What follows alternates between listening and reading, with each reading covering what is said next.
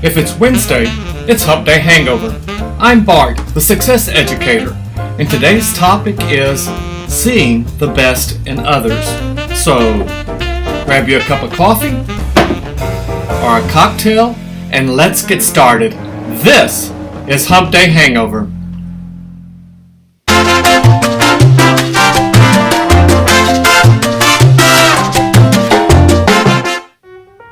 Keep this in mind.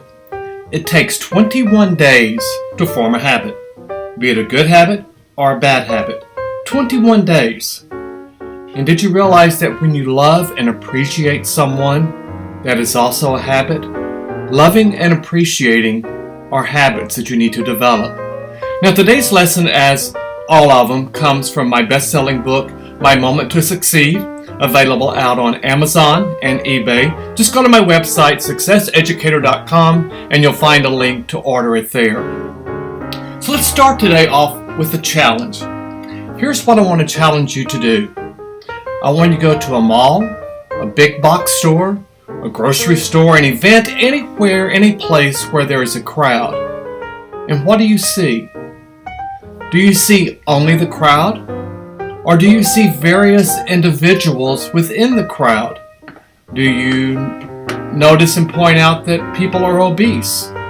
Maybe someone has a number of piercings and inkings.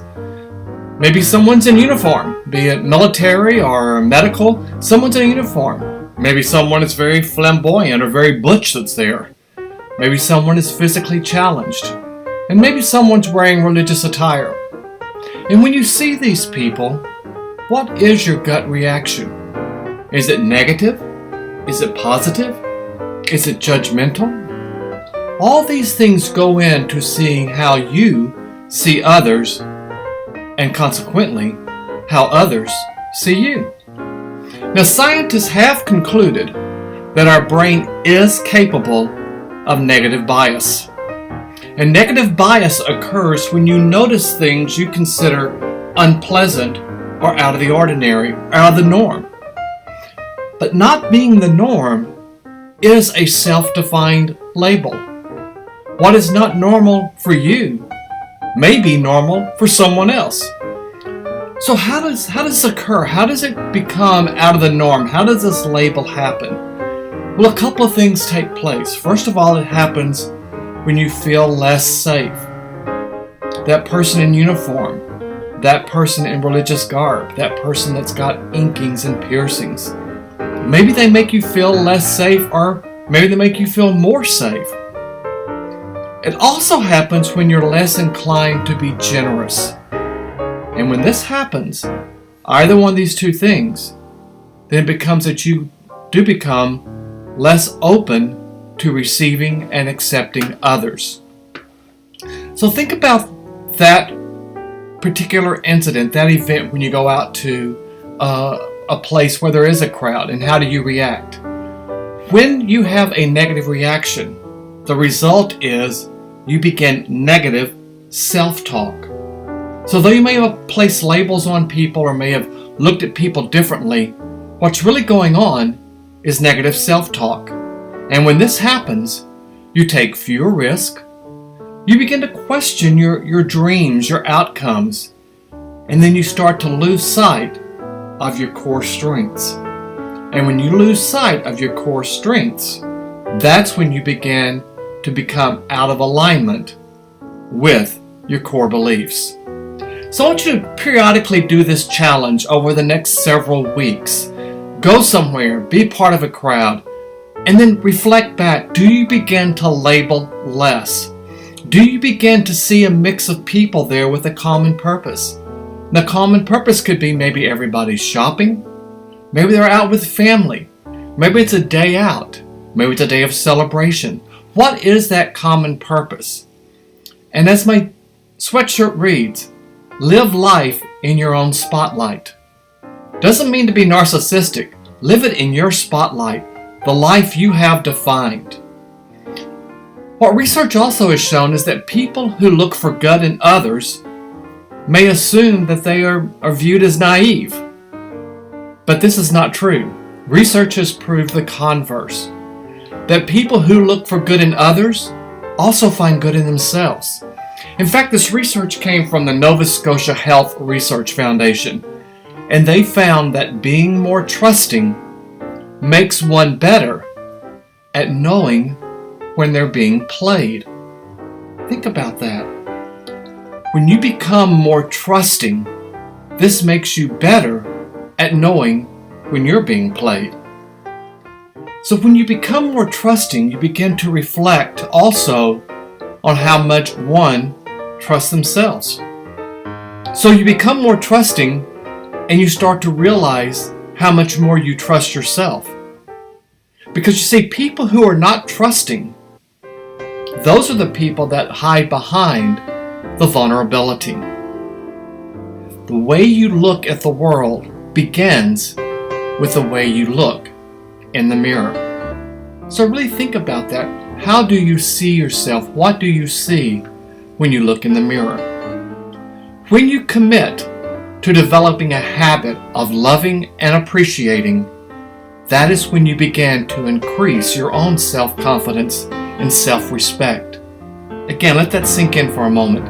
When you commit, just commit to developing a habit of loving and appreciating, you are increasing your own confidence and self-respect. Assuming the best in others is not a false construct. When you assume the best in others, assume the best in everyone, you are not denying that there are bad people.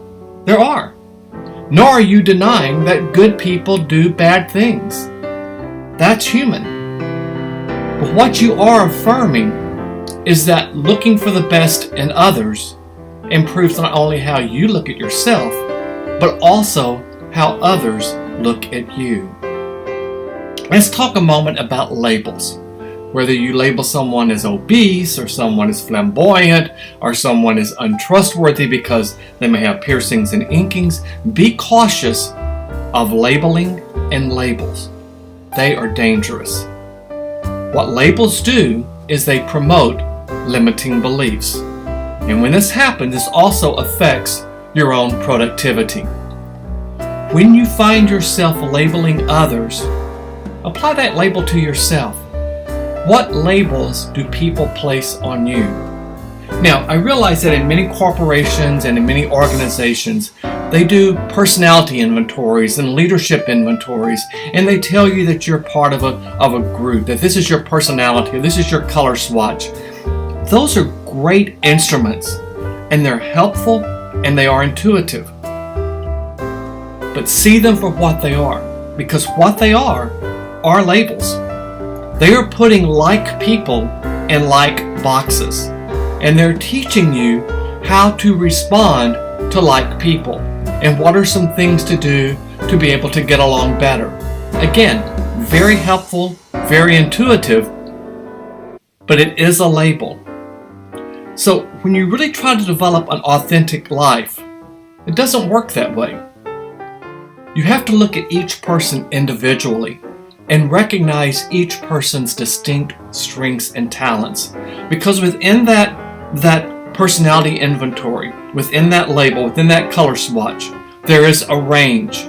Some people are here, some people are here, and some are in the middle. And you have to realize that on that spectrum, there are variances, and that's what you need to look for.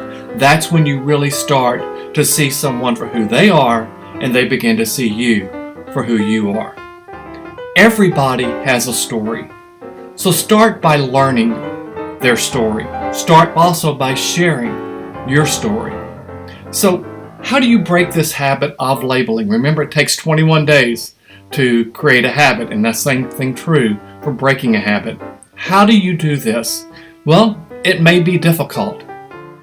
The first thing you can do is use your accountability partner. If you don't have one, get one. Get an accountability partner that will help you recognize when you begin labeling. But the most important thing you can do is avoid gossip. If someone at work or someone socially starts to gossip, walk away. Look for the commonalities in people. Maybe they drive the same type of vehicle you do, be it an SUV or a minivan or a sedan or a sports car. Look for commonalities. Maybe they like the same type of food you like, the same sports team, the same movies, there's social likeness that you may have there. Look for those commonalities, and that's when you start to break that labeling. Realize that everyone has something in common. And also realize that every action inherently has a positive intention or justification. Even when something bad occurs, inherently in there somewhere is a positive intention or a positive justification. Look for the positivity. Just like a game of volleyball, each member contributes to the success of the team. And unless you're willing to share in the responsibility, you're never going to be as successful as you intended. So for today's journaling activity, here's what I'd like you to do. First of all, ask yourself, do you see the best in people? Do some people rub you the wrong way? Why? Do you judge certain groups, people, or organizations? And what labels have you placed on others? And what labels have they placed on you? Our Bardism for this week is our attitude towards others determines their attitude toward us. Again, our attitude towards others determines their attitude towards us. And that comes from Earl Nightingale. So thank you again for spending a few moments with me this week. Hit that subscribe button below and go out to my website, successeducator.com, where you will find my links to social media. Follow me on social media. Visit our Success Store. And also, be sure to get your book there. And remember, what comes to mind when someone mentions your name is your brand. Until next week, this has been Hump Day Hangover. Ciao.